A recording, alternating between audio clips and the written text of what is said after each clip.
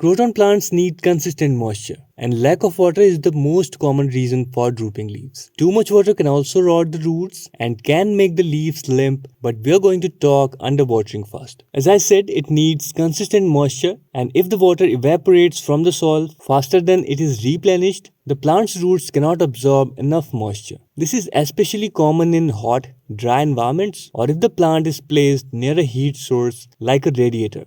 The soil becomes dry and hard, and the plant's leaves may start to wilt or droop due to a lack of moisture. If you forgot to water, that's not a big deal. Water thoroughly and your plant will do fine. But it may lose some leaves.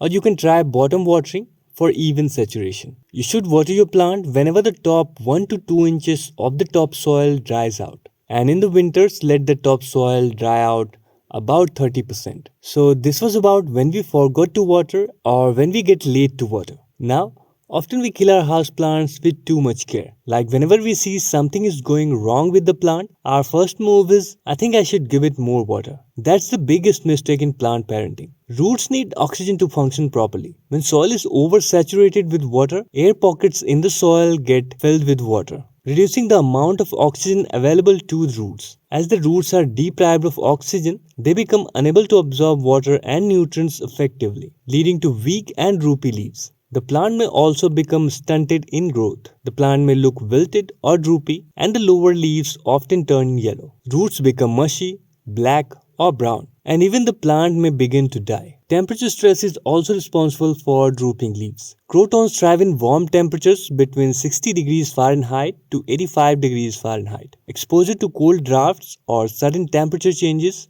can cause stress. When croton plants are exposed to cold, the water inside their cells can begin to freeze or slow down. This causes ice crystals to form in them. The plant's metabolism also slows down in cold conditions, reducing its ability to transport water and nutrients. On the other side, excessively high temperatures can lead to dehydration and cellular damage. When temperatures rise above the plant's tolerance range, it disrupts vital processes such as photosynthesis and respiration. To deal with this issue, or to avoid it, place the plant in a stable, warm environment away from cold drafts, air conditioners, or heating vents. Try to avoid sudden temperature fluctuations. If the leaves are drooping and curling and the leaf edges look brown and crispy, it must be lack of humidity. When the air is too dry around the plant experiences water loss through increased transpiration, the process by which plants release water vapor through small pores in their leaves. In dry air, this process accelerates. The plant struggles to absorb enough water from the roots to keep up with the loss, leading to dehydration. When the plant loses water more quickly than it can absorb, turgor pressure decreases, and the leaves begin to wilt, droop, or curl. If you think there is not enough moisture in the air around the plant, increase humidity by using a humidifier or placing water bowls near your plant. This will definitely help increase humidity around the plant.